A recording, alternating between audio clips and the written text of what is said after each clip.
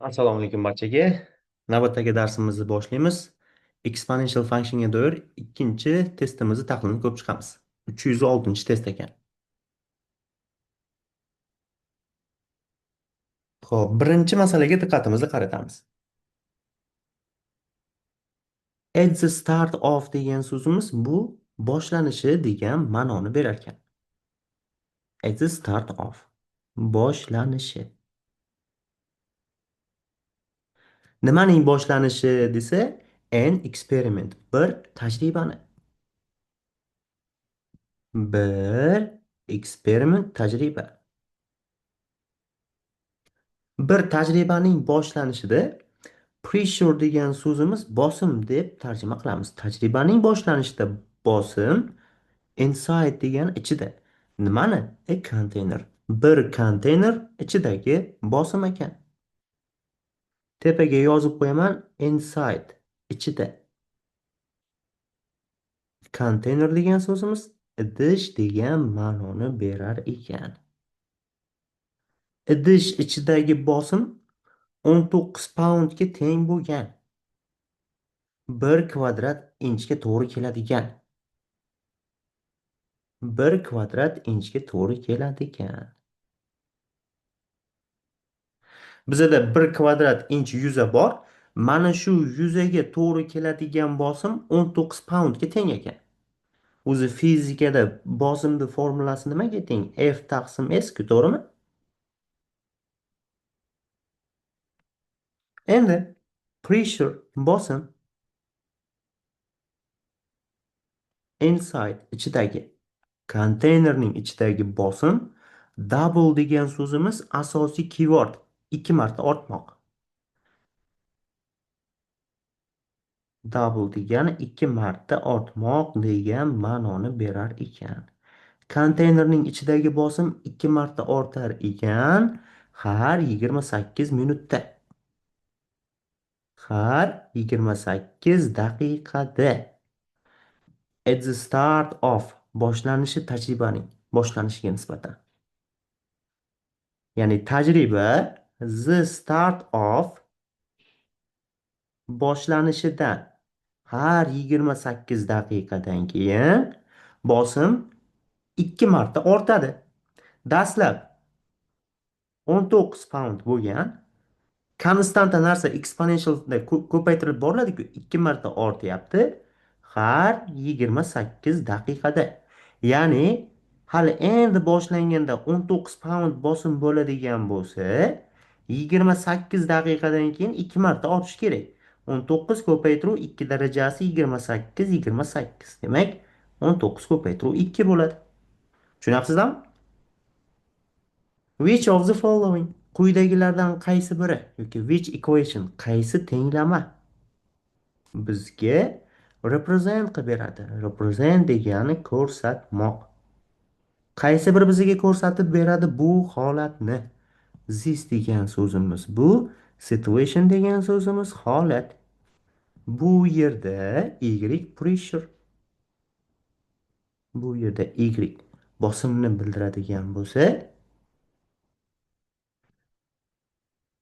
inside the container idishning ichidagi bosim x daqiqadan keyingi holati. X daqiqadan after keyin. Idishning ichidagi bosim inside ichida container idish. Tushunyapsizlarmi? Har dedimi bo'ldi. Nimaningdir daqiqa bo'ladimi yoki boshqa narsadan bo'linishi kerak. Har shu daqiqada degandan keyin siz imtihonga kirganda ham o'zingizga savol bering. To'xta, vaqt 0 bo'lganda 19 bo'ladigan bo'lsa, har 28 daqiqada double bo'ladigan bo'lsa, har 28 daqiqada demak, funksiyaga 28 beradigan bo'lsam, 19 ko'paytiruv 2 bo'ladi deb o'zingizga savol berishingiz kerak. Har 28 degandan keyin ko'pchilik nima qiladi? 28 ko'paytiruv x darajani tanlab ketib qoladi. Adashmang. Har doim o'zingizga savol bering shunaqa. To'g'ri javob A variantga mos kelar ekan. Tushunarli bo'ldimi? Savollar.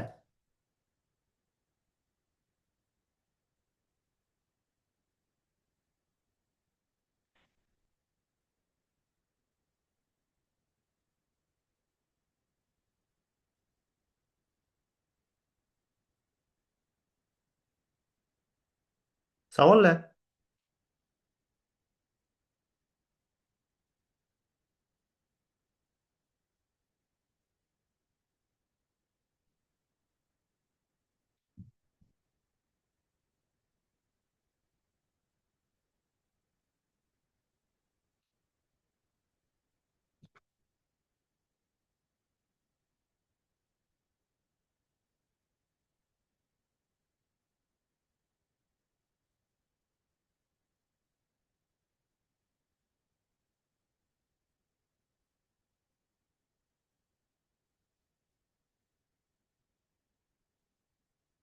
Yaxshi.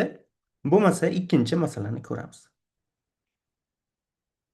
Table degan so'zimiz jadval degan ma'noni berar ekan. Jadval bizga show degani ko'rsatmoq. Jadval bizga ko'rsatib berar ekan exponential relationship darajali bog'lanishni. Bog'lanish. Relationship degan so'zimiz bog'lanish degan ma'noni bildiradi. Between o'rtasida degani.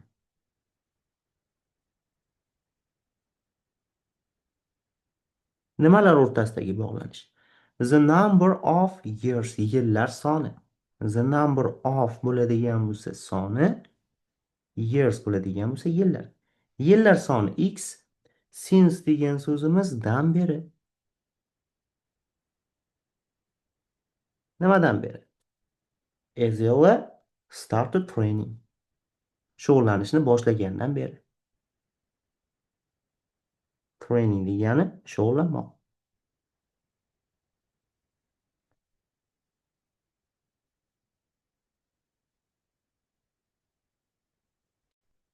Va estimated heat hisoblangan balandlik metrda.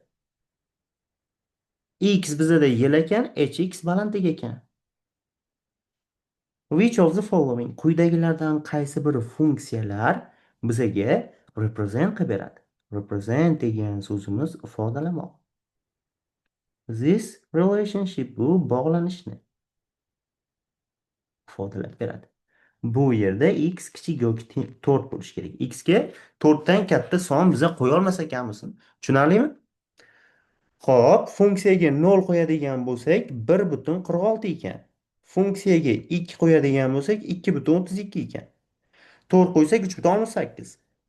Birinchi navbatda kamayuvchi funksiyalarni chiqarib tashlayman. C javobni chiqaraman, A javobni chiqaraman. Xo'p, 0 qo'yganimda 1,46 bo'lishi kerak. D javobga mos kelar ekan. Tushunarlimi? O'suvchi funksiya x ning qiymati ortganda y ning qiymati ham ortyapti-ku. Shuni inobatga olishimiz kerak. Xo'p. Endi Besmosga qaraymiz. E'tibor beramiz. Plus belgisida table'ni tanlayman va nuqtalarni yozaman. 0 bo'lganda 1,46. 2 bo'lganda 2,32 va 4 bo'lganda 3,68.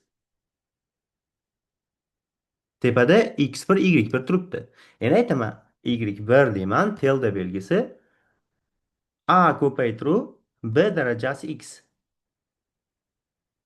A ko'paytiruv b darajasi x1 deyman.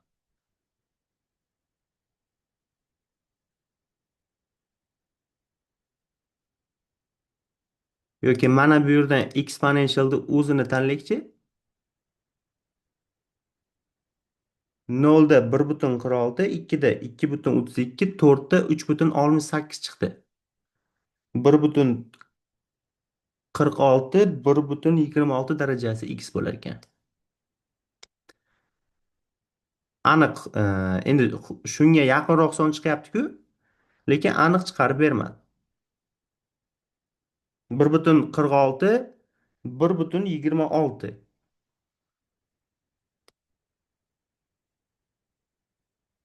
Y1 tilda bu holatda ham yozsangiz bo'ladi. A ko'paytiraman, B darajasi faqat x1 deb yozasiz. B darajasi x1. Mana. Tushunarli? 1,6 bo'lyapti, 1,25,984. Endi bu yerda 1,6, 1,26 deb ketgan. Mana bu funksiyani ko'rinishi. Exponential function hech qachon ox o'qini kesib o'tmaydi. Shu narsani esdan chiqarmagan.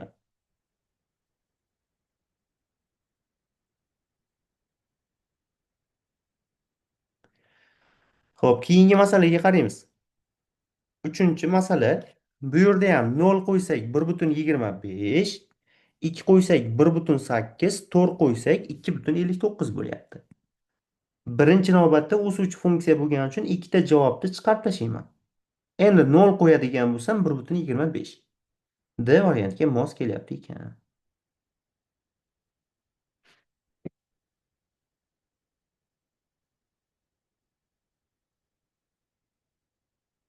To'rtinchi masalaga qaraymiz. Mana shunaqa uzun datalada ko'pchilik xato qiladi, lekin aslida juda sodda masala. A conversation scientist.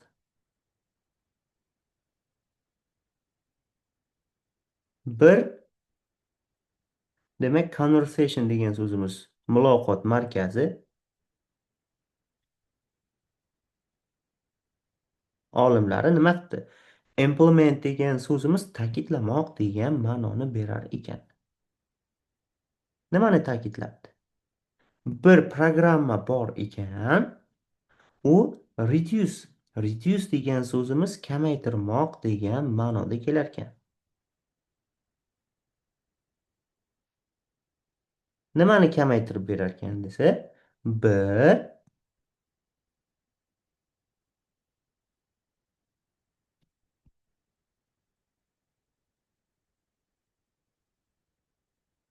bir zararkunanda hasharotlarni, bir zararli insect degan so'zimiz hasharot. Programma hasharotlarni aholisini kamaytirib berar ekan. Population degan so'zimiz aholi degan ma'noni bildiradi. Bir maydondagi.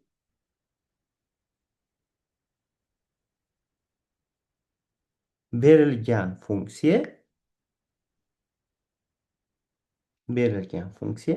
estimate degan so'zimiz hisoblamoq.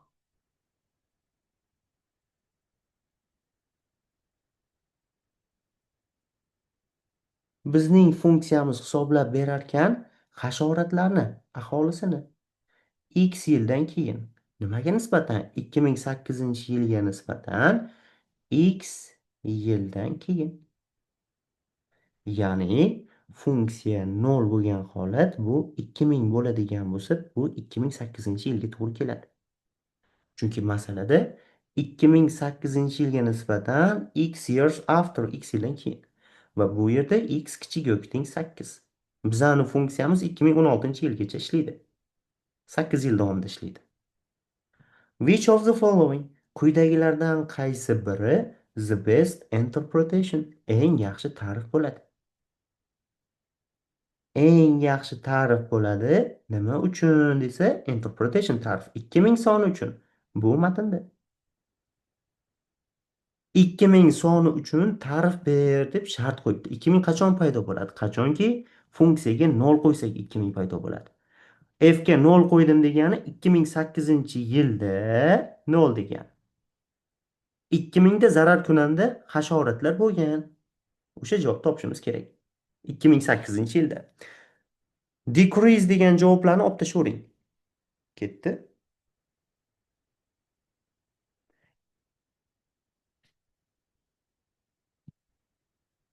Hisoblangan hasharotlar soni bu turdagi 8 yildan keyin 2008-yilga nisbatan yo'q. Hisoblangan dastlabki hasharotlar soni 2000 ga nisbatan ta'rif ber desa, 2000 nima desa, hisoblangan dastlabki insect degan hasharotlar aholisi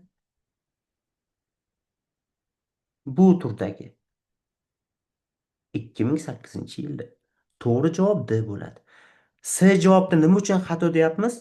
2008 yilga nisbatan 8 yildan keyingi holat. E'tibor bering. 8 years after, 8 yildan keyin 2008 yilga nisbatan hisoblangan hasharotlar. Hisoblangan hasharotlar. Ya'ni bu 2016 yilda 2000 ta hasharot bo'lgan deyapti. Seni ham o'yindan chiqarib tashlaymiz. Decrease bo'ldimi? Bu kamaydi degani. Bizada oshdi, kamaydi haqida gap ketmayapti-ku. Shuning uchun birdaniga qolgan shartini ham o'qimadimdagini o'yindan chiqarib tashladim. Chunki funksiyaga qanaqadir son bersam, 2000 qaytarish kerak. O'sha son 0 ga teng. 0 nima? 0 bu 2008-yil. Funksiyaga 1 beradigan bo'lsam, bu 2009-yildagi hasharotlar soni. Funksiyaga 8 beradigan bo'lsam, bu 2016-yildagi hasharotlar soni. Ya'ni 2008 plus 8 bo'lib yuradi bu. Tushunarli bo'ldimi? Xo'p, keyingi masalaga diqqatimizni qaratamiz. Funksiya defined by aniqlangan.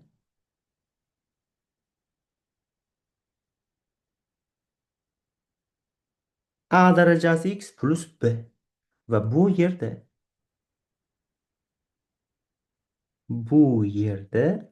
a, b'lar pozitiv konstant, musbat sonlar. Musbat sonlar.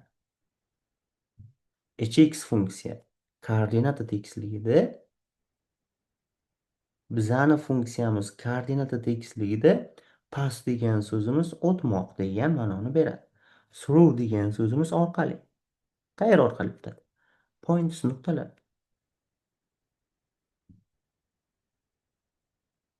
0,8 va 2,32 nuqta orqali o'tadigan bo'lsa, nima bo'ladi?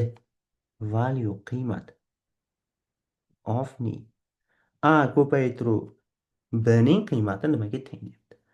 Endi hx funksiya a darajasi x plus b bo'ladigan bo'lsa, birinchisi 0 qo'ysak, a ning 0-chisi plusdan b barobar 8. Har qanday sonning 0-darajasi 1 ga tengmi? B ning qiymati 7 bo'ladi. Shunda bizani funksiyamiz a darajasi x plus 7 ko'rinishda bo'ladi. Xo'p, endi 2 qo'ysak, a ning kvadrati plus 7 32. A kvadrat 25. A va b pozitiv bo'lgani uchun a ning qiymati 5 bo'ladi. A ko'paytiruv b ning qiymati nimaga teng desa, 5 kare 7 35 degan natijaga ega bo'lamiz. Tushunarlimi? To'g'ri javobimiz B variantga mos kelar ekan. Endi shu narsani Desmosda yozishga harakat qilamiz. E'tibor bering. Bizada table bor. 0 qo'ysak 8 ga teng va 2 qo'ysak 32 ga teng. Pastda funksiyani yozamiz. Tepada x1, y1 bo'ldimi? y1 deyman. A darajasi x1 plusdan b deyman. Mana shu tenglamani menga tuzib ber deyman. Mana a ning qiymati 5 bo'ldi, b ning qiymati 7 bo'ldi.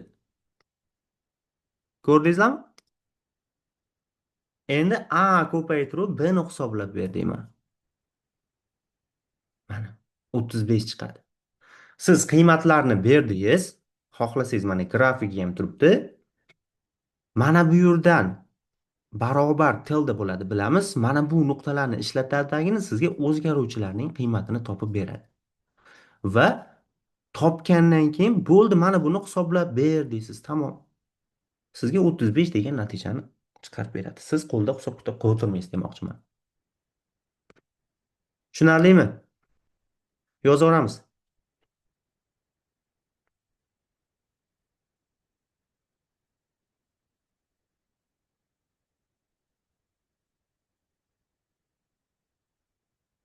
Yaxshi. 6-masalaga diqqatimizni qaratamiz. Ko'pchilik xato qiladigan masaladan bittasi shu. Funksiya model bizaga aholini hisoblab berar ekan. Aholi. Thousand mingliklarda.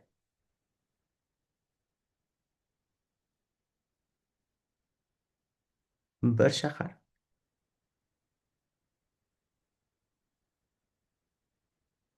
Bir shahar aholisini hisoblab beradi T yildan keyin. Nimaga nisbatan desa, 2006 yilga nisbatan T yildan keyin. Bu bilan nima demoqchi? Shu yerda masalani ishlasak bo'ladi.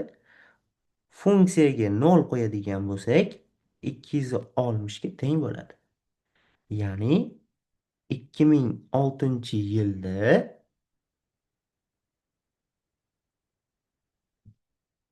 260 mingta aholi bo'lgan degan ma'noda kelyapti bu. Chunki thousand bor. Shunchaki bu oddiy 260 emas. 260 ming degan ma'noni bildiradi. Endi according to ga ko'ra, nimaga ko'ra? Modelga ko'ra aholi predicted hisoblandi, increase by oshmoq. Aholimiz oshar ekan 3% ga har n oyda. Har n oyda nima bo'ladi? Value qiymat of n. N ning qiymati nimaga teng debdi? E'tibor beramiz. Murakkab foizda yozadigan bo'lsak, 260 1 plusdan 3 taqsim 100 ning 3 taqsim ikkinchisi. Va e'tibor bering, t bu yerda o'zgaruvchi yil bo'lib kelyapti. To'g'rimi? T yil. Lekin bizda n oydan keyin har n oyda 3% o'xshatyapti. Xo'p, 0 qo'ydim. 260 bo'lishi kerak.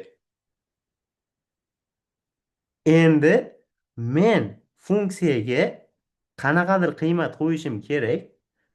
N qiymatini qo'yganimda bizada hosil bo'lishi kerak 260 ko'paytiraman 1,03.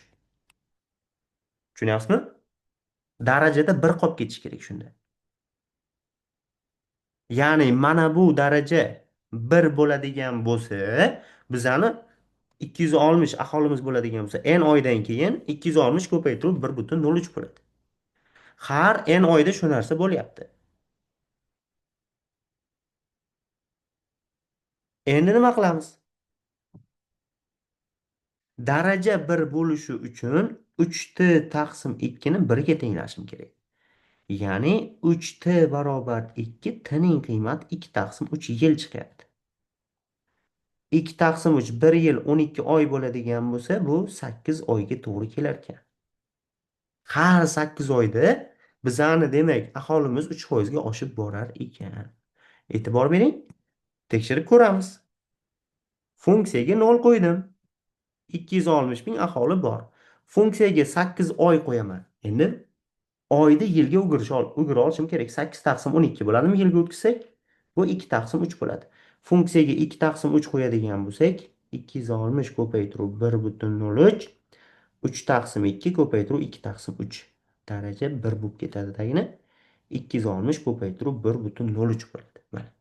Demak, n ning qiymati 8 ga teng bo'lar ekan. Tushunarli bo'ldimi?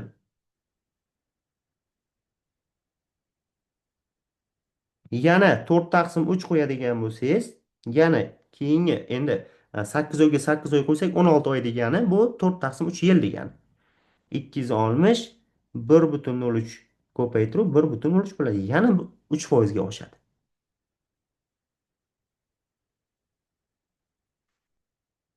Mana bu funksiyaga n oyda berib yuborganimizda daraja 1 qolib ketishi kerak. 1 bo'lish uchun mana buni birga tenglashimiz kerak. Shundan n ning qiymati chiqarkan 8 oy, 8 oy degani bu 2 taqsim 3 yil degani. Oydan yilga o'tish uchun 12 ga bo'lishimiz kerak. Tushunarlimi? Osonmikan? Qiyin emasmi?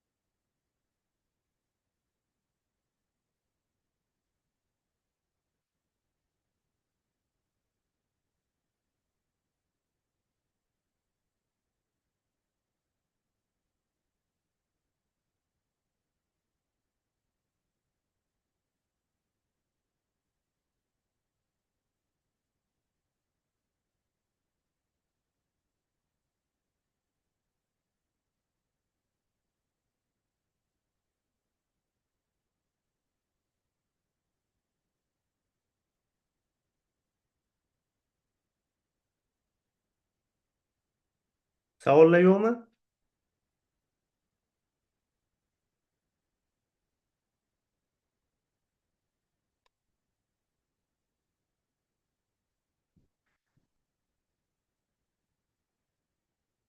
Keyingi masalaga qaraymiz. 7-masala. The number of soni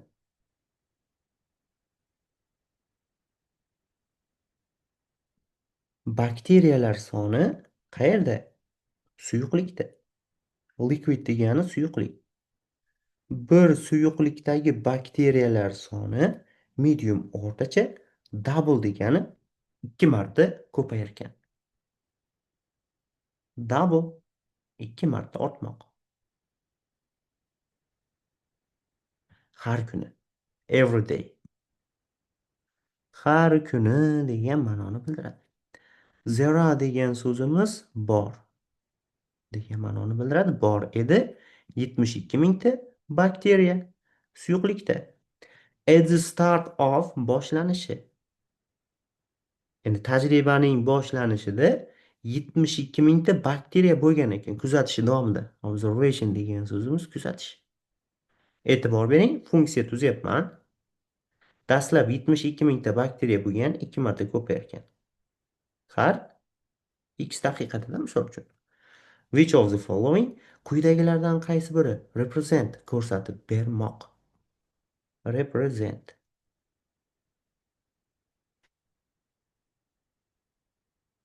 Quyidagilardan qaysi biri ko'rsatib beradi?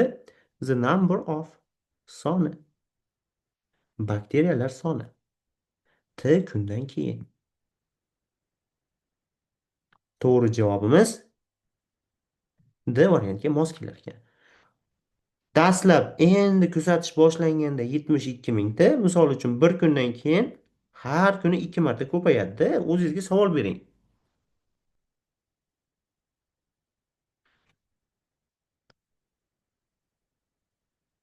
8-masala. Funksiya model bizga aholini aytib berar ekan, ko'rsatib berar ekan. Aholini foiz ko'rsatkichi qancha o'sish? Murakkab foizda.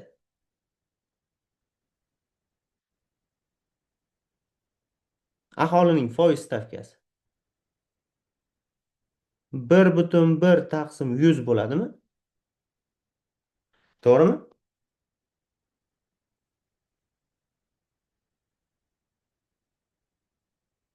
Foiz stavka qancha desa? Darajasi x. Har yili 1,1% aholi oshib boradi degani. Bir shaharda.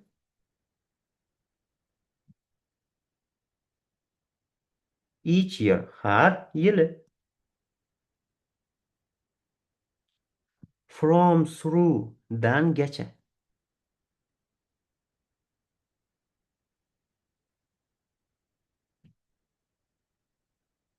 Nimadan nimagacha desa, 1951 dan 1966-yilgacha. Bu yerda x number of years, yillar soni. Number of degan so'zimiz soni, yillar soni. 1951-yildan keyingi. Ya'ni funksiyaga 0 qo'yadigan bo'lsak, bu 533 aholi bo'lgan qachon? 1951-yil. Funksiyaga 1 qo'yadigan bo'lsak, 533 ko'paytirib 1,011. 1952-yildagi aholi soni. Endi bizadan so'rayotgan narsa which of the following quyidagilardan qaysi biri the best interpretation bo'ladi? Eng yaxshi ta'rif. Interpretation ta'rif. Funksiyaga 5 qo'ysak, u taxminan equal to teng bo'ladigan bo'lsa 563 ga. Funksiyaga 5 qo'ydik degani bu 563 bu nechinchi yilga to'g'ri keladi? 1951 plus 5. 1956-yilda aholi 563 ta bo'lgan degan javobni biz topsak bo'ldi. Qaysi javobga mos keladi? Biza 1956 degan javob qidirishimiz kerak. Noto'g'ri javoblarni sirazi chiqarib tashlayverdik. Greater than, less than degan javoblar kerak emas bizga. 5 times, 5 marta ko'p deyapti. Increase degan javoblar kerak emas. Shunchaki aholi of the town, shaharning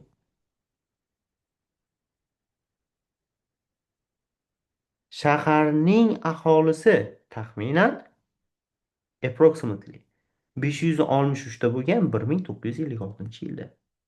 A javobda nima degan? 5 ga ko'p bo'lgan, 5 ga greater katta bo'lgan 1956 yilda. Zenga nisbatan 1951 yilga nisbatan 5 ga ko'p bo'lgan aholi 56 yilda deyapti. Umuman xato javob. S javobda 5 marta katta bo'lgan. Times kelyapti-ku, 5 marta katta bo'lgan 1956 yilda. Zenga nisbatan.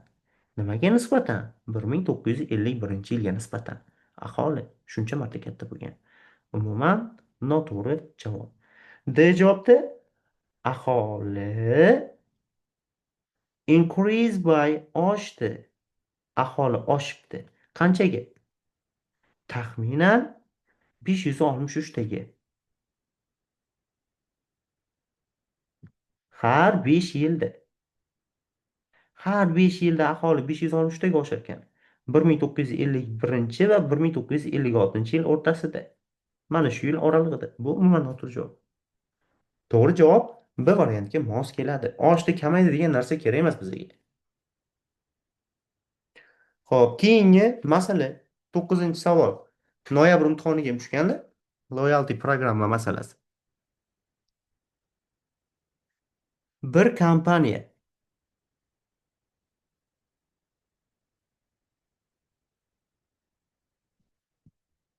xaridor uchun customer degan xaridor sodiqlik programmasi bor ekan. Sodiqlik programmasi bor ekan.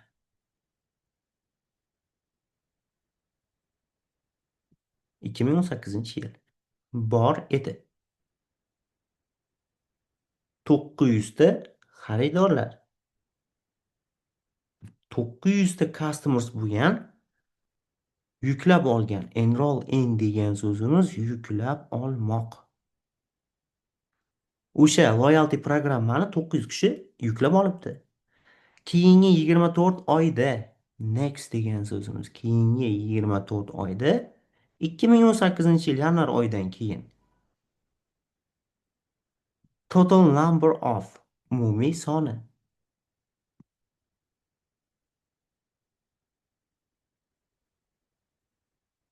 customers xaridorlarning umumiy soni enroll in yuklab olgan. Endi o'sha programmani yuklab olgan xaridorlar soni har oy har oy 2% ga greater ko'p bo'lgan. Total number of umumiy odamlar soni oldingi oyga nisbatan.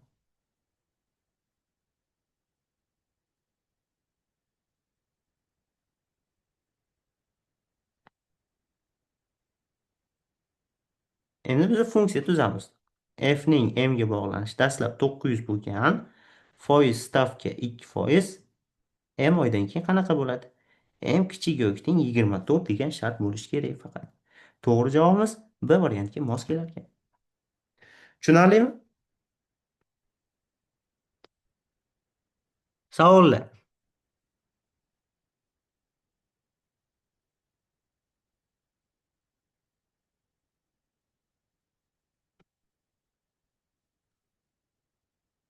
Yana o'sha masala. Dastlab bizada 1600 ta bo'lgan, foiz stavka 5% ga greater than ko'p bo'lgan. Fx funksiyani yozamiz.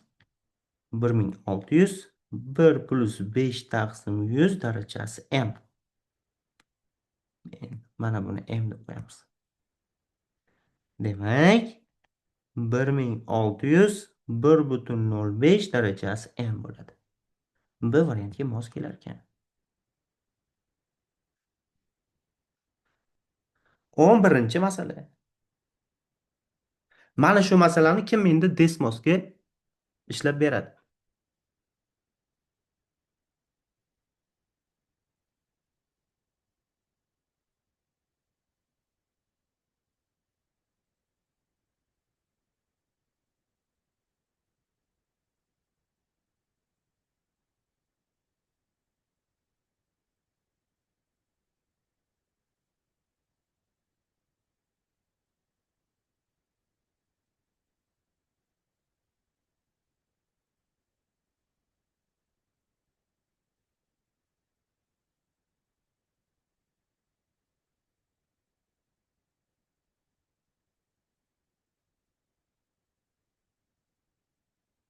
Desmosda yozamizmi?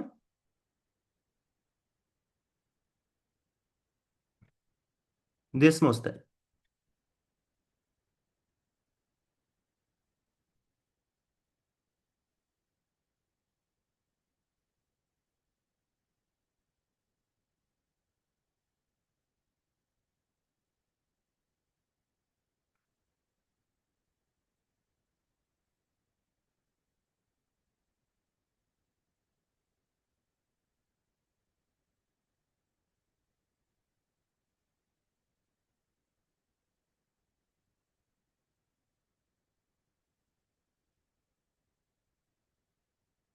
Birinchi oddiy yechim qilamiz, keyin desmosda yozishga harakat qilamiz. Berilgan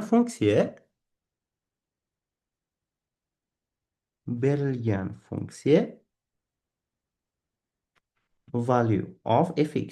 Berilgan funksiyada fx ning qiymati increase by oshmoq.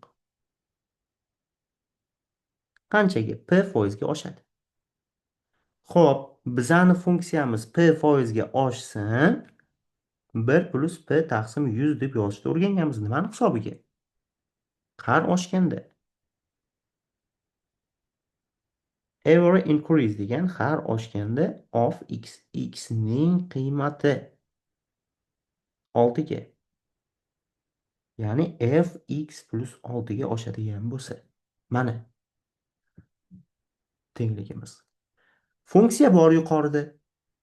To'g'rimi? 24 1/3 darajasi x taqsim 3. Yozaman. 24 deyman. 1/3 24 ko'paytiruv 1/3 darajasi x taqsim 3 deyman. 1 plusdan p taqsim 100 deyman. Fx plus 6 nima degani? X ni x plus 6 ga almashtir degani mana. 24 larga javob bersak ham bo'laveradi. Endi 1/3 darajasi x taqsim 3, 1 plusdan p taqsim 100, 1/3 darajasi x taqsim 3, 1/3 darajasi 6 taqsim 3 desak bo'ladi. Ketdimi bular? Mana buni 2 deb yozsam bo'ladimi? To'g'rimi? 1 plusdan p taqsim 100 barobar 1,69.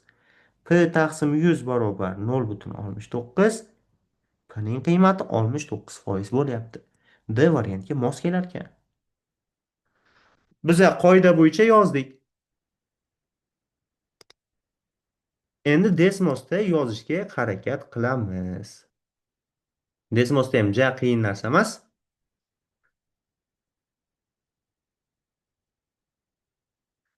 Xo'p, birinchi fx funksiyani yozib olaman. Fx funksiya nima? 24 ko'paytiraman. 1/3 daraja qaydan olasiz? Mana a darajasi b ni ustiga bosasiz. X taqsim 3. Mana. Bizaga hozir funksiyani yozib qo'yganimiz qanaqa ustunlik beradi? Endi aytaman. Biza funksiyada qanaqadir x bir qiymat, mana f qanaqadir x bir qiymat nima bo'lyapti? P foizga oshyapti. Nimani hisobiga? Tilda. Nimani hisobiga desa, biza f agar funksiyaga x1 plus 6 ni qo'yadigan bo'lsak. Tushundingizmi? Endi funksiyani men yozib oldim. Endi funksiyaga qanaqadir x1 qiymat beryapman. X demayman, x1 deyman. Xo'p. 1 plus p taqsim 100 ga oshyapti. Nimani hisobiga? X qiymati 6 ga oshadigan bo'lsa. Mana bu x1 bu yoqqa kelib tushadi. Mana bu yoqqa keladi. Bu yoqqa chiqadi. Xullas, tenglama qilib o'zi hamma narsani ishlab, oxirida bizga natijani hisoblab beradi. X o'rniga xohlagan birorta son ham olishingiz mumkin. Yoki srazi yozsangiz bo'ladi. Mana buni o'chiraman. Ikkinchi usul. Srazi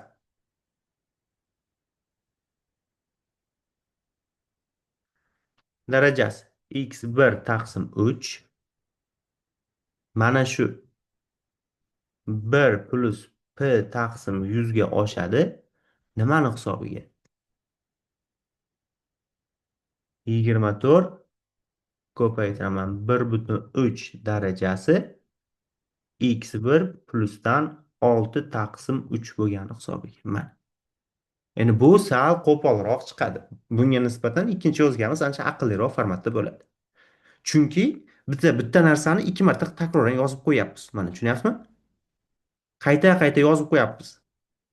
A biza bu birinchi formatda yozganimiz ancha chiroyliroq chiqadi. Ha, mana shu holatimiz. Misol uchun biza bitta funksiyani yozib qo'ydikmi, o'sha funksiyani hamma joyda chaqirib ishlataveramiz. Funksiyani ikkidagi qiymati nimaga teng deyman. Yoki funksiyaning ikkidagi qiymatiga funksiyani uchdagi qiymatini qo'sh deyman. Hamma joyda chaqirib ishlataveramiz. Funksiyani beshdagi qiymatidan funksiyani oltidagi qiymatini ayirib tashla masalan. Tushunyapsizlarmi? Mana shu usulda yozsak. Tepada bitta o'zgaruvchiga biriktirib qo'ydik, hamma joyda ishlataveramiz. Shunisi bizga qulay bo'ladi. Bu yerda ham o'sha javob 69 chiqadi. Desmosni yozadigan bo'lsangiz, demak, bir minutga qolmas yechasiz. Hisob kitob qilaman desangiz ham o'sha vaqt ketadi. Hisob kitob ham ko'p vaqt olmaydi. Xo'p, keyingisi yana bitta usuli bor. Dastlab funksiyaga 0 bering. 0 qo'yganda nechi bo'lyapti? 24. Endi funksiyaga 6 bering, chunki 6 ga ortyapti. 24 ko'paytiruv 1,69 bo'lyapti. 24 1 plus 69 taqsim 100 bo'lyapti. Stavka 69 bo'lib qolyapti. Mana. Bu uchinchi usul. 1, 2, desmos uchinchisi bo'ladi. Qaysi qulay ekan? 1mi, 2mi, 3mi?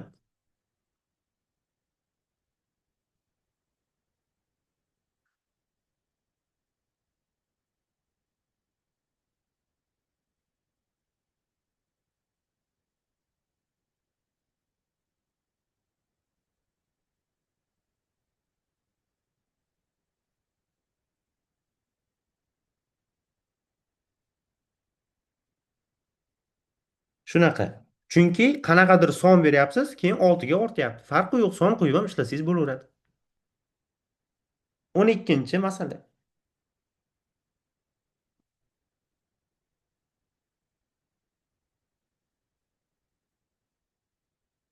Funksiya bizga give degan so'zimiz bermoq. Funksiya bizga berar ekan number of. Number of degan so'zimiz soni. Nimalar soni? Bakteriya aholisini hisoblab berar ekan. T minutdan keyingi dastlabki kuzatuvga nisbatan. Initial observation degan so'zimiz dastlabki hisob-kitob yoki dastlabki kuzatuv. Kuzatish. How much time o'zbek tiliga qancha vaqti deb tarjima qilamiz. How much qancha degani time vaqt. Qancha vaqti? Bu oladi.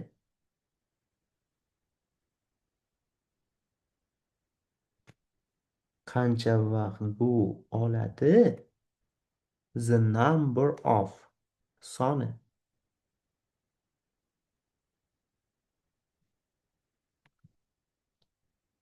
Aholi soni double, 2 marta ortadi. Double degan so'zimiz 2 marta ortmoq. Funksiya dastlab 0 bo'lgan bo'lsa 10 ming. Qachon 20 ming bo'ladi deb ko'rinib turibdi. 330 daqiqada 20 ming aholi bo'ladi. Yoki agar ishlanish holatini yozadigan bo'lsak 10 ming dastlab turgan funksiya 0 holatda 2 darajasi t taqsim 330 qachon 20 ming bo'ladi? Endi bu bilan bu qisqarsa 2 qoladi, 2 ning birinchisi. T taqsim 330 asos bir xil bo'lgani uchun darajalarni tenglaymiz. Bu yerdan 330 degan natija chiqadi. 660 emas.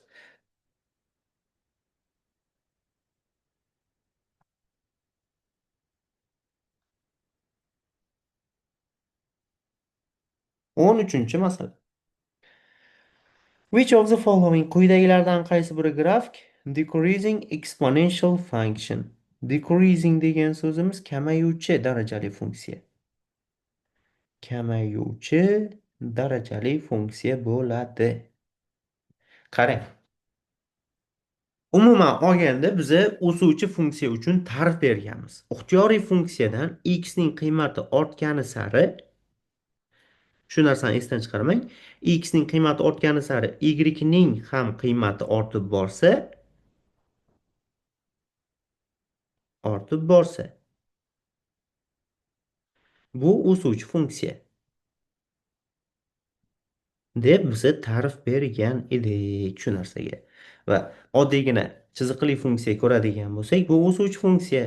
Nimaga? Burchak koeffitsient 0 dan katta bo'lgani uchun. Va qiymat berganlik x, y. X ga 0 berdim, 3 berdim. 1 bo'lsa 5 berdim. 2 bo'lsa nechi bo'ladi? 7 bo'ldi. X qiymati ortyapti, Y qiymati ham ortib boryapti-da. Exponential function ham o'suvchi bo'lishi uchun mana xuddi shu narsa bajarilishi kerak. X, Y 0 da demak. 2, 1 da 6, 2 da 18. Ortyapti, bu ham ortib boryapti. A javob o'suvchi yoki kamayuvchiligini tekshirib ko'ramiz. Qarang. 4 dagi qiymatim mana bu yerga to'g'ri kelyapti. 6 dagi qiymatim mana bu yerga to'g'ri kelyapti. X ortgani sari Y ning qiymati ham tepalab boryaptimi? Bu A javob o'suvchi ekan. Endi B javobda X ning qiymati 2 bo'lganda mana bu yerga to'g'ri kelyapti mana. Endi qiymat berganim sari X ning qiymati katta bo'lgan sari kamayib ketyapti ekan. B noto'g'ri. Bu decreasing bo'ladi. Bu increasing. Mana shu B javob decreasing bo'ladi. Sababini tushuntirdim. X qiymati ortyapti, Y ning qiymati kamayib ketyapti. Mana. Kamayuvchi funksiya. S bilanda bu chiziqli funksiya bo'lgani uchun buni o'yindan chiqarib tashlaymiz. Chiziqli emas, masalada exponential function deyapti. Chiziqli bilan o'suvchi bilan kamayuvchini farqiga bordingizmi? X ning qiymati 2 bo'lganda qarang, natijam 8 ga yaqin son bo'lyapti. X qiymati 4 bo'lganda Y qiymati kamayib ketyapti, 1 ga tushib ketyapti. X qiymati ortsa, Y qiymati ham ortsa, bu o'suvchi bo'ladi. X qiymati ortib, Y qiymati kamayib ketsa, kamayuvchi bo'ladi. Kamayuvchi funksiyaga mana misol ko'rishimiz mumkin. 54 ko'paytiruv 1 taqsim 2 darajasi x.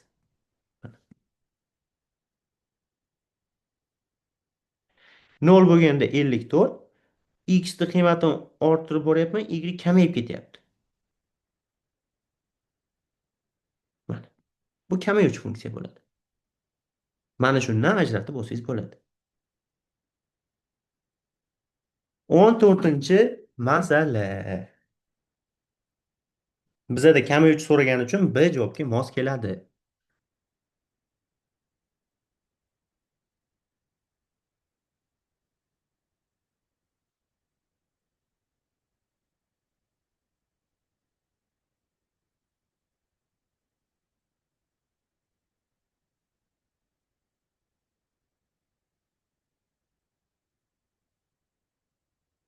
Tushunarlimi?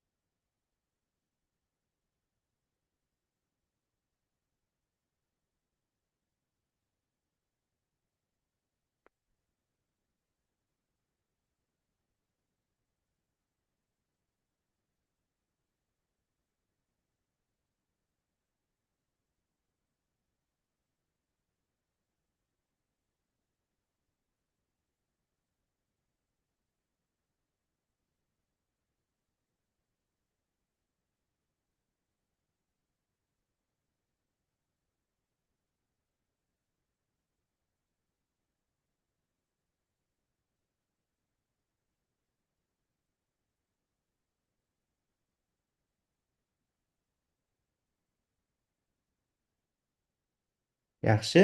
14-chi masalaga qaraymiz. Funksiya defined by aniqlangan.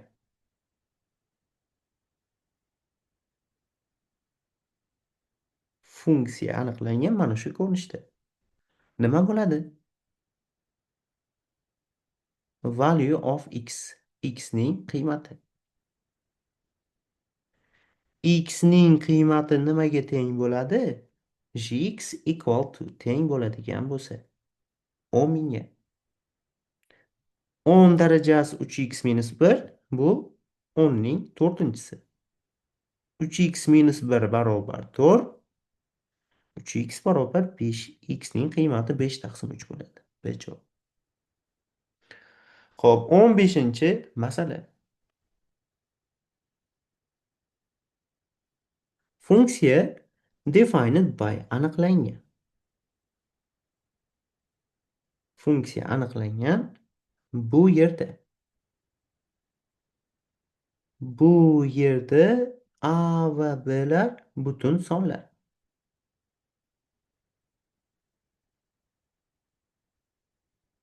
A b'dan kichkina, ikkalasi ham 0 dan katta. G bilan h funksiyalar equivalent to. Equivalent to degan so'zimiz teng. G bilan h funksiyalar teng ekan f funksiyaga. Va bu yerda k va m'lar sonlar. Which of the following equations quyidagilardan qaysi biri tenglamalar bizga display ko'rsatib beradi? Ko'rsatib beradi. Y koordinatasi y o'qini kesib o'tishini. Y koordinatasi y o'qini kesib o'tishi fx funksiya uchun koordinata tekisligida. Konstanta yoki koeffitsient sifatida bo'lishi kerak. Qanaqadir o'zgarmas son yoki koeffitsient.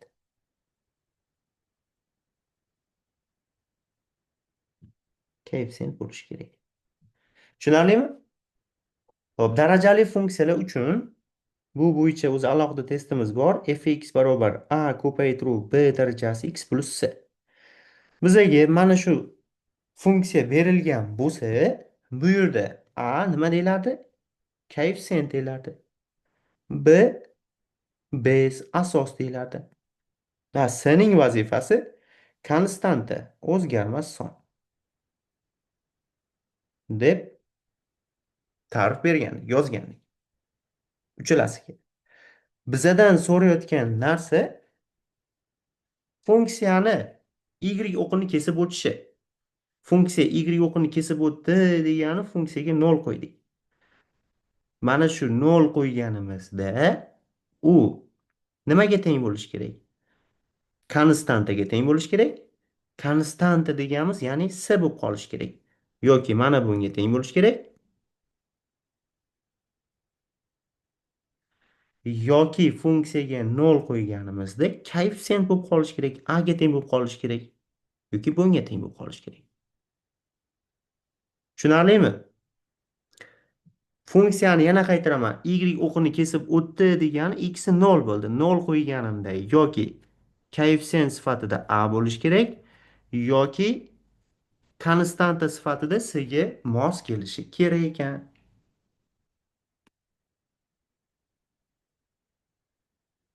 Endi gx bilan hx funksiyalar ham bunga ekvivalent bo'lgan funksiyalar. Funksiyaga 0 qo'ysak, nima bo'ladi? Funksiyaga 0 qo'yadigan bo'lsak, a ko'paytiruv 3,1 ning 0-si 1 plusdan 3,1 darajasi b bo'ladi.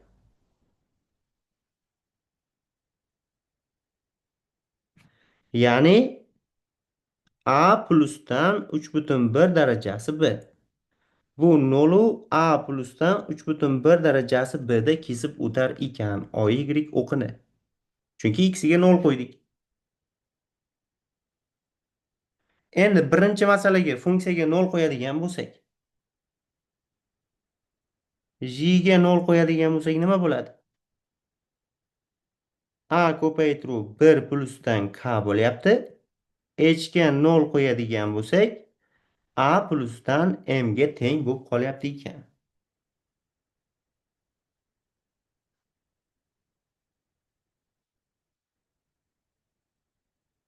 Bizda fx funksiya bor. A 3,1 darajasi x. Buni alohida yozib olaylik. Bunaqa qilib. Ee, Mana buni shunday o'chirib tashlayman. Barobar fx funksiyamiz a ko'paytiruv 3,1 darajasi x plyusdan a ko'paytiruv 3,1 darajasi b bo'lyapti. Hozir mana shu fx funksiyam uchun menda a koeffitsient sifatida kelyapti. A koeffitsient sifatida turibdi. O'zgarmas b 3,1 asos sifatida, o'zgarmas son konstanta s bo'lib, a ko'paytiruv 3,1 darajasi b bo'lib turibdi-da. Konstanta bu. O'zgarmas son sifatida. Bizada aytib o'tyapman, yana qaytaraman. Quyidagilardan qaysi biri tenglamalar bizga ko'rsatib beradi? Y koordinatasi y o'qini kesib o'tishini konstant yoki koeffitsient sifatida.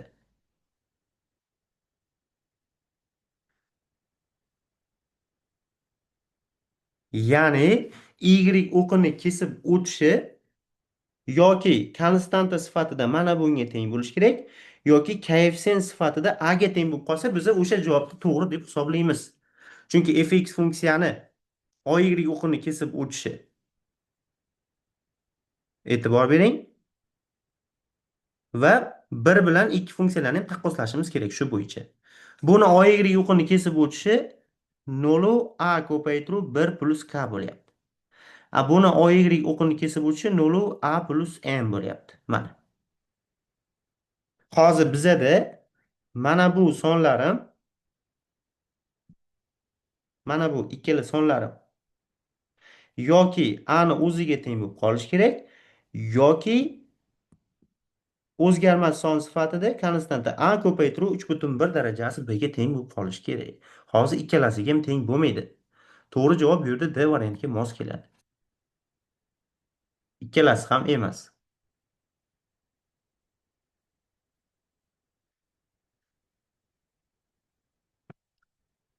Tushunarlimi? Yana qaytaraman. Yana bir marta tushuntirib beraman.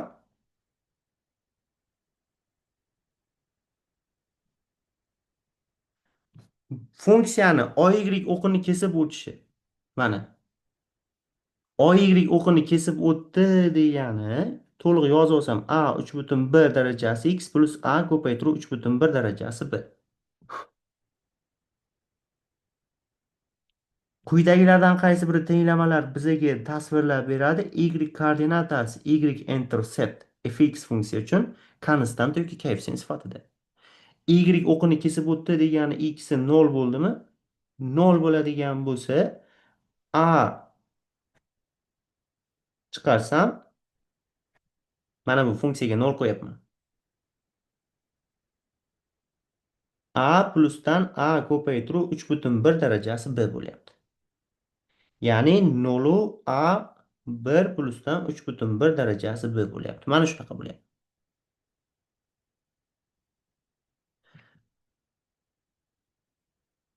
Mana bu y o'qini kesib o'tishi. Endi bizadan so'rayotgan narsa hx bilan gx funksiya uchun qaysi biri asos yoki koeffitsient bo'ladi?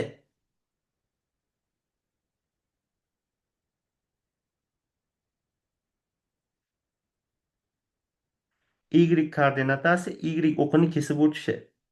Fx funksiya quyidagilardan qaysi biri asos yoki koeffitsient bo'ladi? Bunda bunaqa emas, bu ikkita funksiyaga nisbatan olishimiz kerak ekan.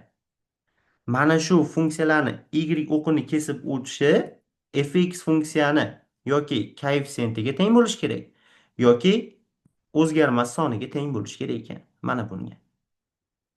Chunki masalada aytganda fx funksiya quyidagilardan qaysi biri y o'qini kesib o'tishi konstanta yoki koeffitsient bo'ladi. Birinchi koeffitsiyentni tekshiradigan bo'lsak, Qaysi birini y o'qini kesib o'tishi a ga teng bo'ladi? Ikkalasiniki ham teng bo'lmaydi. Qaysi biriniki a ko'paytiruv 3,1 darajasi b ga teng bo'ladi? Ikkalasiniki ham teng bo'lmaydi. Bular boshqa narsalar ikkalasi ham. Tushunarlimi? Konstanta koeffitsient sifatida fx funksiyani konstanta koeffitsiyentiga taqqoslashimiz kerak. Koeffitsient sifatida a turibdi, o'zgarmas son sifatida a ko'paytiruv 3,1 darajasi b turibdi. Biza y o'qini kesib o'tganda mana shu hosil bo'lgan y o'qini kesib o'tishi yoki a ga yoki a ko'paytiruv 3,1 darajasi b ga teng bo'lib qolishi kerak. Ikkalasi ham teng bo'lmadi-ku, shuning uchun d variant mos keladi. Tushunarli? 0 qo'yasiz. 0 qo'yganingizdan keyin y o'qini kesib o'tishi yoki a ga teng bo'lishi kerak yoki a ko'paytiruv 3,1 darajasi b ga teng bo'lsa to'g'ri javob olasiz. Bo'lmasa olmaysiz.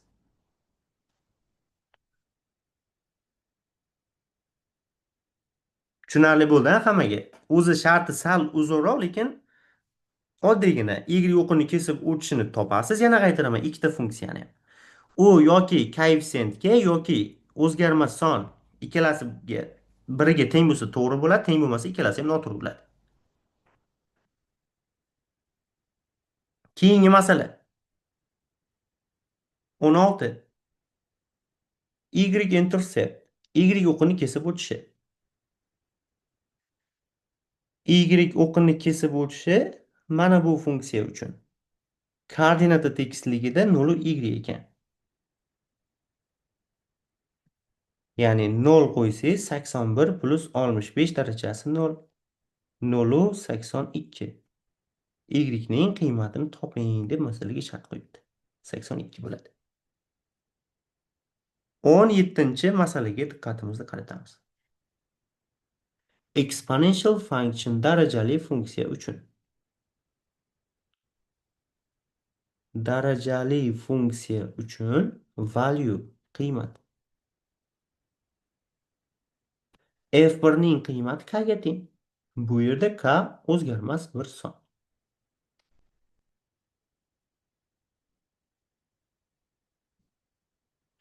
Which of the following quyidagilardan qaysi biri equivalent forms? Equivalent forms degan so'zimiz teng ko'rinishlar. Quyidagilardan qaysi biri teng ko'rinishlar bizga ko'rsatib beradi. Show degan ko'rsatmoq. K ni qiymatini, values of k. K ning qiymatini koeffitsient yoki asos sifatida ko'rsatib berar ekan. Koeffitsient yoki asos. Yoki asos. Tushunarli? Aytib o'tdim, fx barobar a ko'paytiruv b darajasi x bo'lsa, a ni vazifasi koeffitsient, b ni vazifasi base asos dedik. Bu bilan aytyapti, agar funksiyaga bir qiymatini qo'ysang, u k ga teng bo'ladi. Qaysi birida o'sha k yoki koeffitsiyentga teng bo'ladi, yoki o'sha k asosga teng bo'lib qoladi, yoki unisi yoki bunisi bo'lishi kerak. Biza funksiyalarga umuman o'zgartirish kiritmaymiz. S javobga e'tibor bering. Funksiyaga 1 qo'yaman. 98 1,4 ning 0-si. 98. Funksiyaga 1 qo'ydim. O'sha k ga teng bo'ldi. K 98 chiqdi. Demak, 98 haqiqatdan koeffitsient sifatida turibdimi? To'g'ri javob C bo'ladi. To'g'ri, mana bunga ham misol uchun 1 qo'ysangiz 50 ko'paytiruv 1,4 nimadirlar bo'ladi.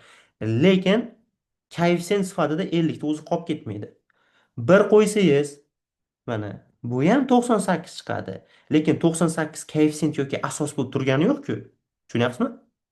98 koeffitsient yoki asos bo'lib turgani yo'q. Buni koeffitsiyenti 70, asosi 1,4.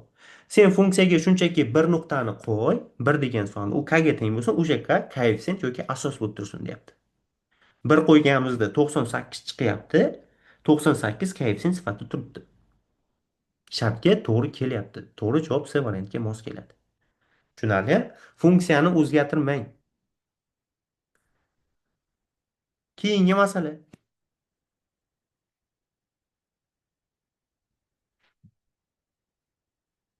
Function, funksiya. Bizga give degan so'zimiz bermoq. Funksiya bizga berar ekan number of soni. Bakteriyalar soni aholisi. T minutdan keyin. Dastlabki kuzatishga nisbatan. Initial degan so'zimiz dastlabki observation kuzatish. How much time qancha vaqti? Qancha vaqti? Bu oladi. Bu take degan so'zimiz olmoq. Qancha vaqt oladi? The number of soni. Bakteriyalar soni double 2 marta ortadi. Boyagi masalani o'zi. Dastlab 0 bo'lganda 10 mingta bakteriya bo'lgan, qachon 20 mingta bo'ladi deyapti. 50 daqiqadan keyin.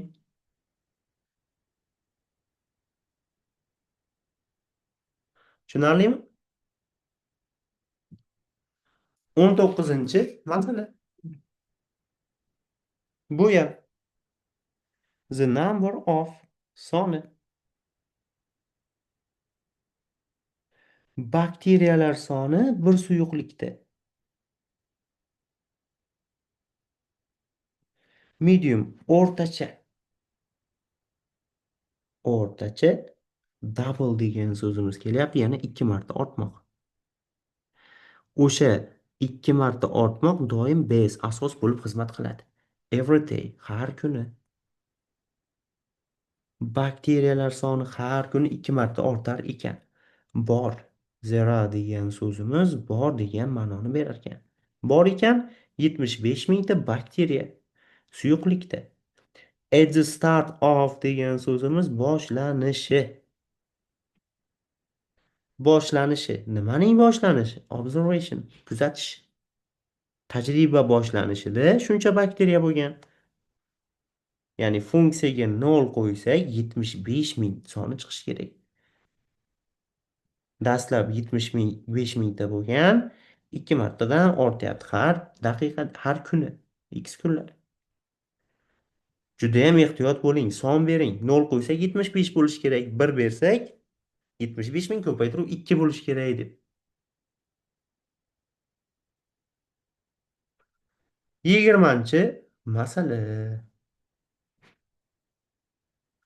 Function, funksiya bizaga give degan so'zimiz bermoq. Funksiya bizga berar ekan value, qiymat.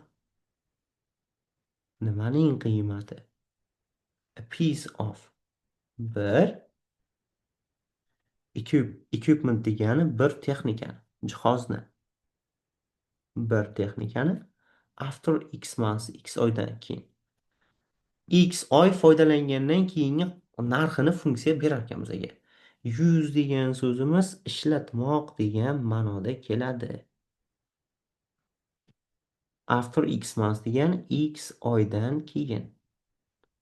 Yangi texnikani sotib oldingiz, $7020 tushdi. To'g'rimi? 12 oydan keyin, 1 yildan keyin 7020 ko'paytiruv 0,28. Buni yana ham yozish mumkin. 7020 1 minus 72 taqsim 100. Stavka qancha bo'lyapti? 72. 72% kamayapti har yili. If agarda value, qiymat. Agarda qiymat, nimaning qiymati? Of the equipment. Equipment degani texnikaning qiymati. Decrease bo'ladigan bo'lsa, kamaymoq. Agar texnikani qiymati kamayadigan bo'lsa, har yili p%ga. Preceding year, oldingi yilga nisbatan. Nima bo'ladi? Value, qiymat. Nimaning qiymati desa, of p. P ning qiymati nimaga teng bo'ladi deb masalaga shart qo'yibdi. O'zi ko'rishingiz mumkin, dastlab 0 bo'lganda 7020 turibdi. 1 yil o'tdi, 12 oy degani 7020 ko'paytiruv 0,28. 72 qismi yo'qolib ketib qoldi. 21-masala. 0 qo'ysak 30, 1 qo'ysak 31, 2 qo'ysak 33 ekan. 0 qo'ysak 30. Endi bundan oson masala bo'lmasi kerak. 22-masala. Funksiya defined by aniqlangan. Funksiya aniqlangan ekan berilgan tenglama orqali.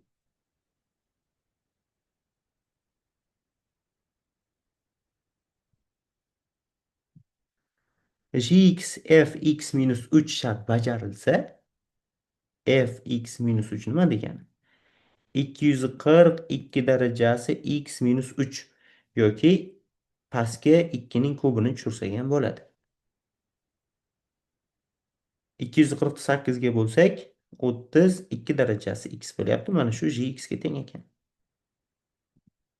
Ajoyib. Xo'p, 23-masalaga qaraymiz. Funksiyalar a bilan g defined by aniqlangan. Berilgan tenglamalar orqali.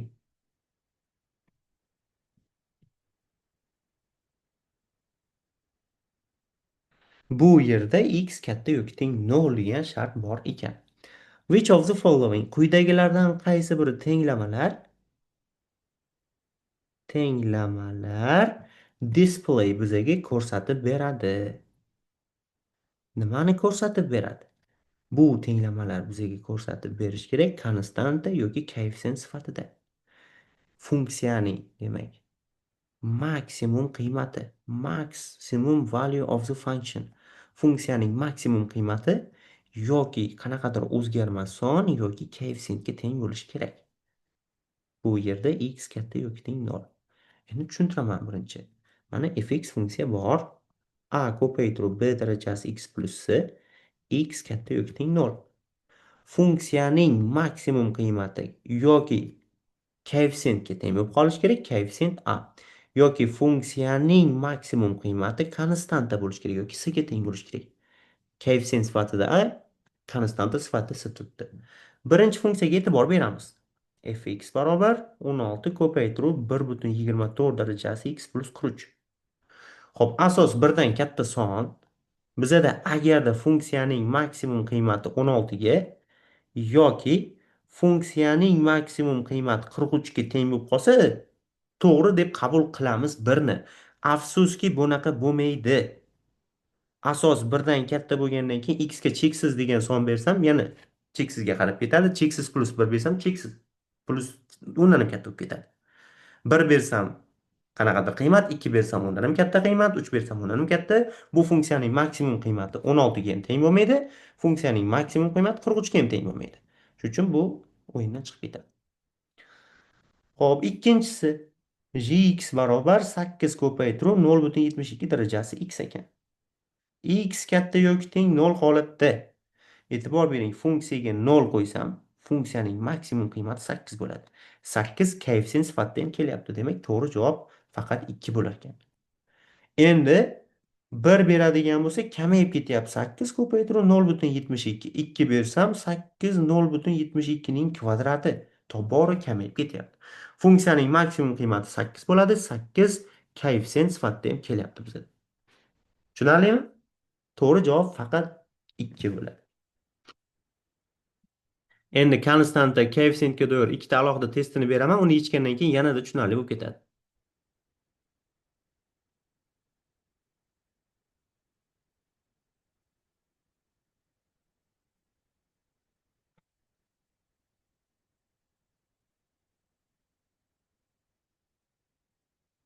Yigirma to'rtinchi masala.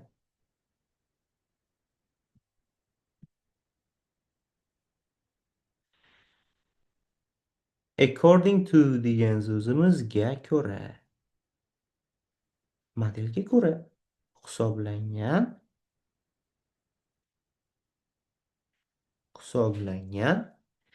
volume, hajm. Volume degan so'zimiz hajm degan ma'noni berar ekan. Hisoblangan hajm. Bir Douglas tree daraxt. Bir Douglas tree daraxt. Uning hajmi increase by Increase by degan so'zimiz oshmoq. Qanchaga osharkan? 15,5%ga. Har oshganda, har oshganda 100 santimetrga. Daraxtning bo'yi. Height degan so'zimiz balandligi. Endi Douglasni funksiyasini qanaqadir dx deydigan bo'lsam, daraxtning hajmi 15,5%ga oshadi. Har oshganda uning bo'yi 100 santimetrga. Tenglama.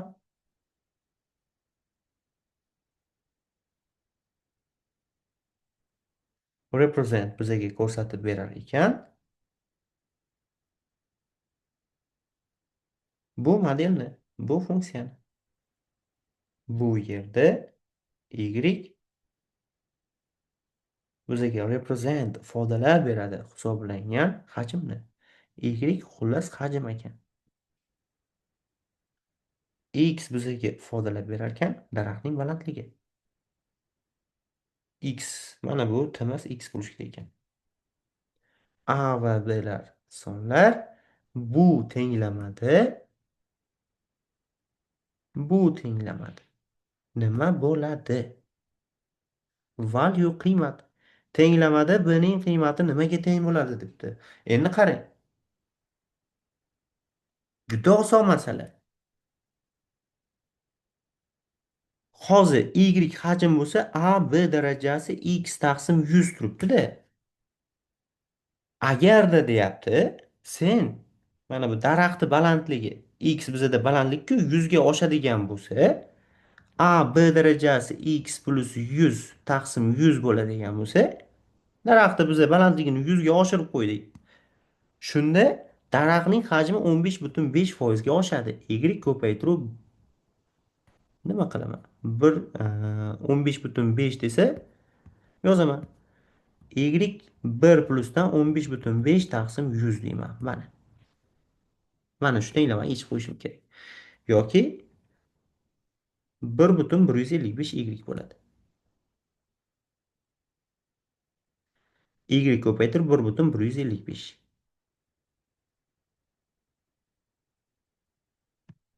Mana. Shuni chiroyli qilib yozaylik. Bu tomonga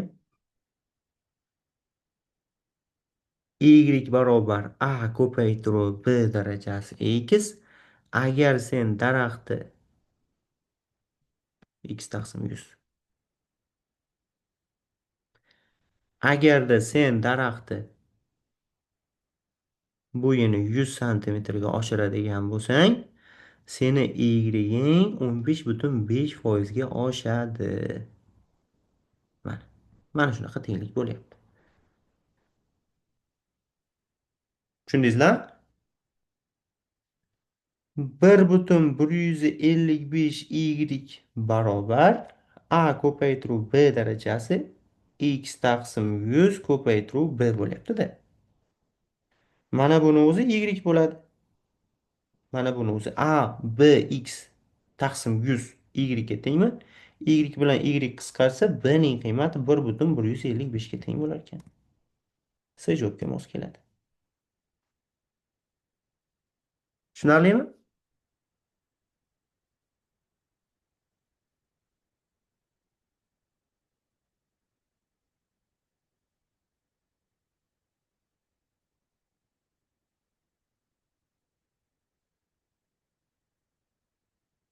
Tushunarlimi hammaga?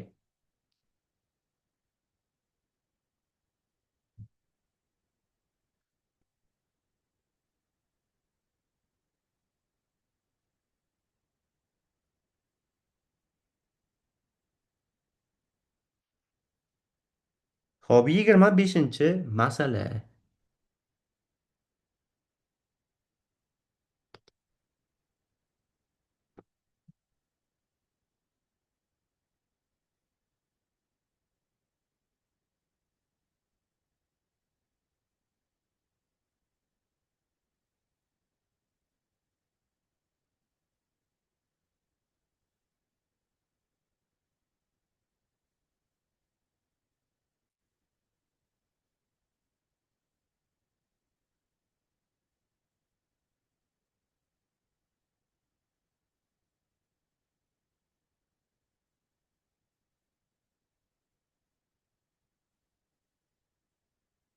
Grafikda fx plus 1 ko'rsatilgan. Ya'ni fx funksiyani bir birlik yuqoriga ko'rsatilgan versiyasi bor ekan. Bir birlik yuqoriga ko'tarilgan. Qaysi biri fx funksiyani aniqlab beradi deyapti. Fx funksiyani o'zi bir birlik yuqoriga ko'tarilgan bo'lsa, endi fx funksiya mana bu yerdan o'tib ketishi kerak. Mana. Xuddi shunaqa bo'ladi, mana bunaqa holatda ketadi. Mana bu fx dan plusdan 1 bo'lsa, bu fx da o'zida rasmda fx plus 1 ko'rsatilgan. Demak, funksiyaga 0 qo'yadigan bo'lsam, 1 ga teng bo'lishi kerak. Qaysi javob bo'ladi? B javobga mos kelar ekan. Funksiyaga fx da olib borib qo'yadigan bo'lsangiz, yuqorida y barobar 2 darajasi x plus 1 tasvirlanganda 0 qo'ysangiz 2 bo'ladi.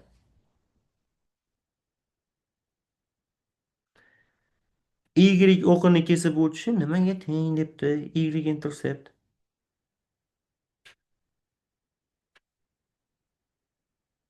Nima bo'ladi? Y o'qini 0 qo'ysak 9 ga teng bo'lyapti ekan. D bo'ladi. 27-chi masala. Bu yerda ham e'tibor bering. 0 bo'lsa 867, 0 qo'ysak. O'zi qaysi javob chiqib ketadi? Bu chiqib ketadi. Bu ham chiqib ketadi. 1 qo'ysak 870,47, 2 qo'ysak 873 bo'lyapti. Mana bu ham chiqib ketyapti. O'zi bitta B javob qolyapti. X, Y'larni qo'yadigan bo'lsak.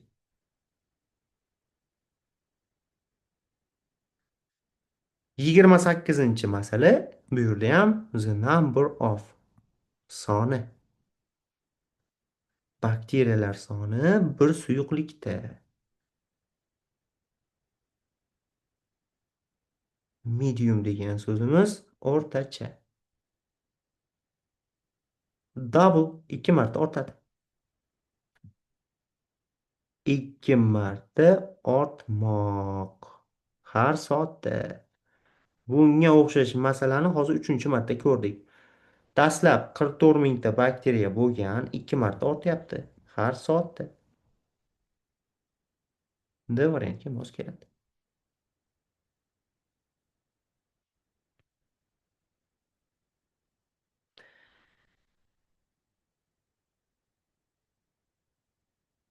Yigirma beshta A javob. Mana 25ta yana bitta tekshirib ko'ramiz.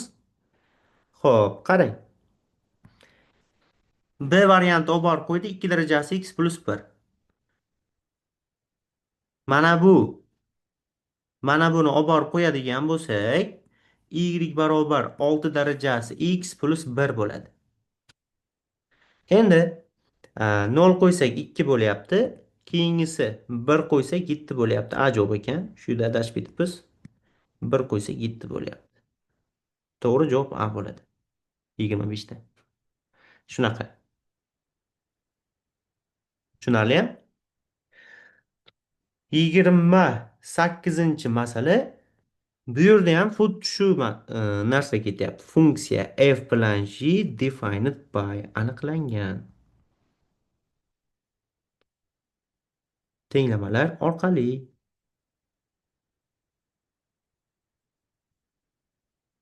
X 0 dan katta. Which of the following equations? Quyidagilardan qaysi biri tenglamalar bizga display degani ko'rsatib beradi? Konstanta yoki koeffitsient sifatida maximum value of the function. Funksiyaning maksimum degani eng katta qiymati fx barobar a ko'paytirib b darajasi x plus c. Funksiyaning max qiymati konstanta yoki koeffitsient bo'lishi kerak. Koeffitsient sifati a ga teng bo'lishi kerak yoki konstanta sifatida ozod son c ga teng bo'lib qolishi kerak. A javob o'suvchi funksiya uchun maksimum qiymat yo'q unda. Keyingi javobda gx barobar 6 ko'paytiruv 0,75 darajasi x katta yoki teng 0 holatda funksiya 0 da o'zining maksimum qiymati 6 ga erishadi. 6 koeffitsient sifatida ham turibdi. Shuning uchun faqat B variant mos keladi.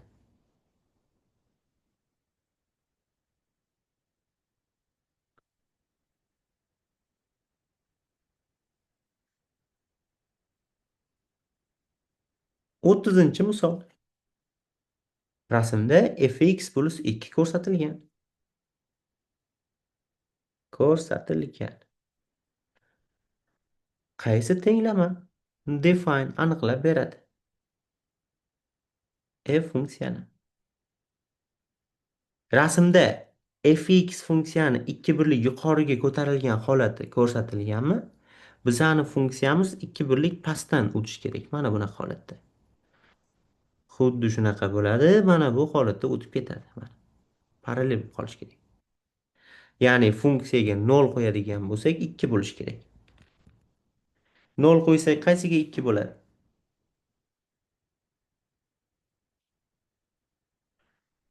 0 qo'ysak B javobga mos kelar ekan. Funksiyaga 0 qo'yadigan bo'lsak, minus 2 ning 0-chisi plus 3 bo'ladi. 3 minus 1 barobar 2 bo'ladi. Tushunarli?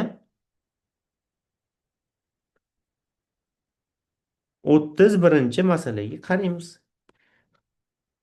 Funksiya the number of soni bakteriyalar sonini bildiradi t minutdan keyingi dastlabki kuzatuvga nisbatan. Dastlab bakteriya qancha bo'lgan? Observation degan so'zimiz kuzatish degan. Dastlab 80 mingta bakteriya bo'lgan. How much time? Qancha vaqtda?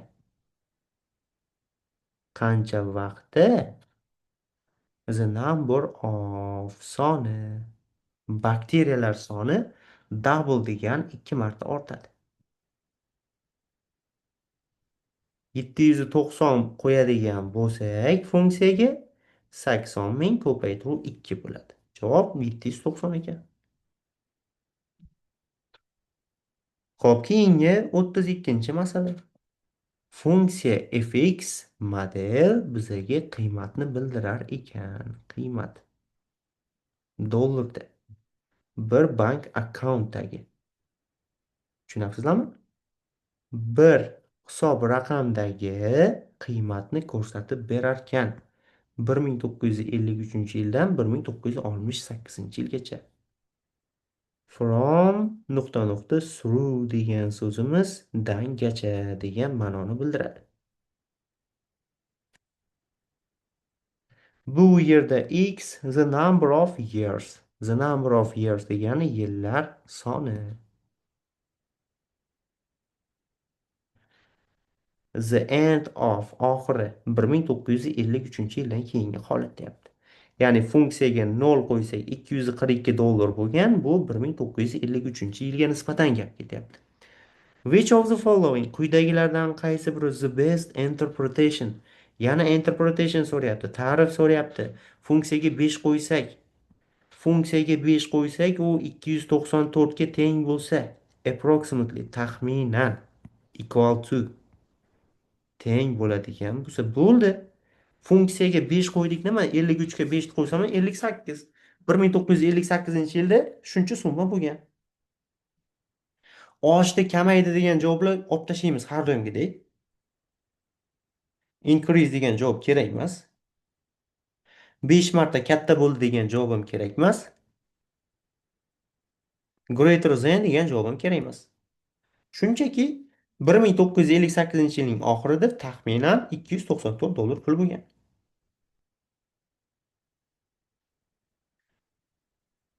Bank hisob raqamidagi qiymat taxminan $294 bo'lgan. 1958-yil oxiri nimaga? Funksiyaning 5 dagi qiymati nimaga teng deyapti?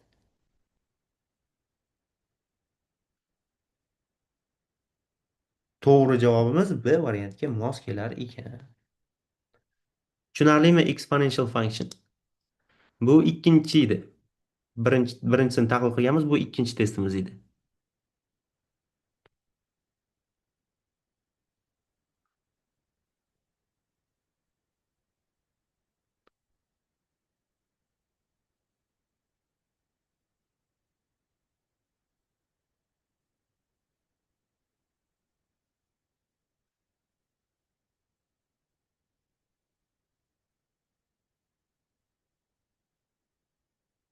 tushunarli bo'lsa darsni videosini tashlab qo'yaman, yana bir ko'rib o'rganib chiqasizlar.